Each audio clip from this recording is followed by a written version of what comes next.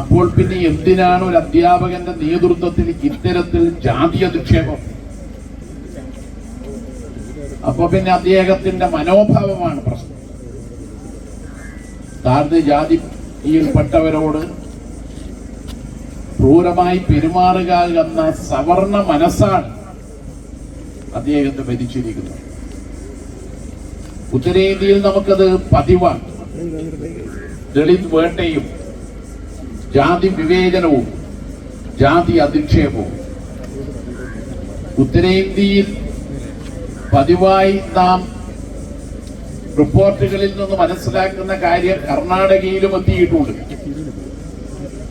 ഈയിടെ ബുൾഡോസർ ഉപയോഗിച്ചുകൊണ്ട് പാവപ്പെട്ടവർ താമസിക്കുന്ന ഒരു പ്രദേശത്തെ വീടുകൾ തകർത്തപ്പോൾ അവിടെ ന്യൂനപക്ഷ വിഭാഗത്തിൽപ്പെട്ടവരും ദളിത് വിഭാഗത്തിൽപ്പെട്ടവരുമായിരുന്നു പുഴുത്ത പട്ടി, കറുത്ത പട്ടി, തെരുവ് പട്ടി എന്നീ വാക്കുകൾ കൊണ്ടാണ് ഒരു വിദ്യാർത്ഥിയെ നാളെ ദന്തൽ ഡോക്ടറായോ ദന്തൽ കോളേജുകളിലെ അസിസ്റ്റന്റ് പ്രൊഫസറായോ ജോലി ചെയ്യേണ്ടുന്ന ഒരു വിദ്യാർത്ഥിയെയാണ് പുഴുത്ത പട്ടിയെന്നും കറുത്ത പട്ടിയെന്നും തെരുവ് പട്ടിയെന്നും ആക്ഷേപിക്കുന്നു. ഇങ്ങനെ വിശേഷിപ്പിച്ച ആ മനുഷ്യനെ കുറിച്ച് എന്ത് പേരിട്ട് വിളിക്കണം? തലയിൽ വിവേകവും വിവരവുമുള്ള ഒരു മനുഷ്യനായിരുന്നുവെങ്കിൽ അങ്ങനെ വിളിക്കില്ലല്ലോ. എന്ന് മാത്രമല്ല, അദ്ദേഹം പറയുന്നത് നീ പുറത്തെത്തിയാൽ നിന്റെ കൈയും കാലും അടിച്ചു മുറിക്കുമെന്നാണ്. കൈയും കാലും അടിച്ചു മുറിക്കാനുള്ള കൊട്ടേഷൻ പണിയാണോ ഈ അധ്യാപകന്? ഇത് നിതിൻ രാജിനോട് മാത്രമല്ല, ഈ ദന്തൽ കോളേജിൽ പഠിക്കുന്ന പല വിദ്യാർത്ഥികൾക്കും വിദ്യാർത്ഥിനികൾക്കും ഈ ദുരനുഭവമുണ്ട്. അവരിൽ പലരും അക്കാര്യം പരാതിപ്പെടാൻ തയ്യാറാകാത്തത് സ്വാഭാവികമായും ഒരു പ്രൊഫഷണൽ വിദ്യാഭ്യാസ സ്ഥാപനമായതുകൊണ്ട് തന്നെ അധ്യാപകർക്ക് കുട്ടികളുടെ ഭാവിയിൽ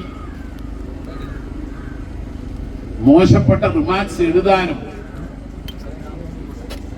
ദന്തൽ കോളേജിലെ കോഴ്സ് പൂർത്തീകരിക്കാതിരിക്കാൻ വേണ്ടിയുള്ള ക്രൂരത കാട്ടാനും സൗകര്യമുണ്ടാവും എന്നതുകൊണ്ടാണ്.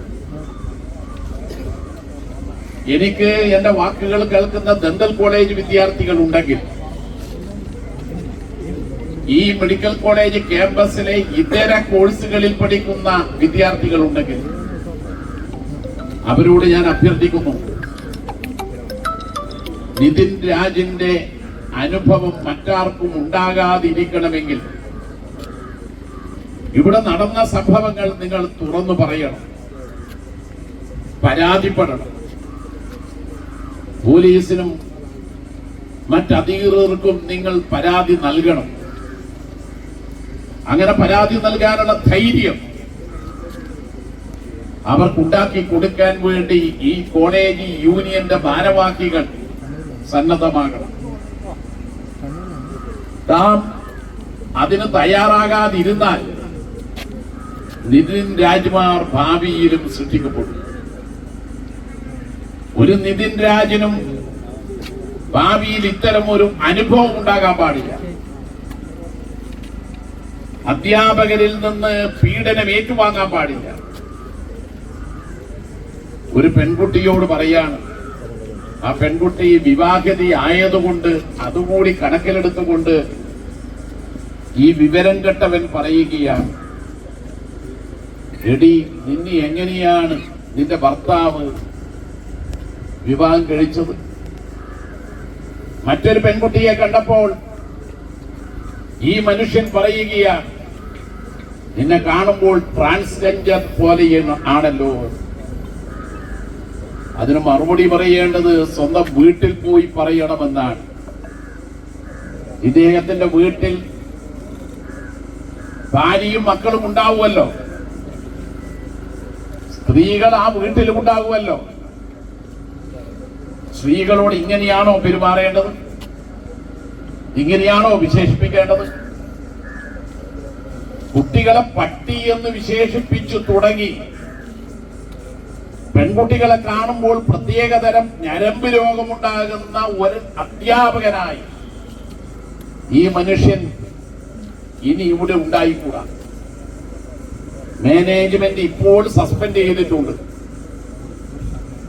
ഈ അധ്യാപകനെ മാനേജ്മെന്റ് ഇവിടെ തുടരാൻ അനുവദിക്കുന്നത് ഈ വിദ്യാഭ്യാസ സ്ഥാപനത്തിന് തന്നെ അപമാനമാണ്.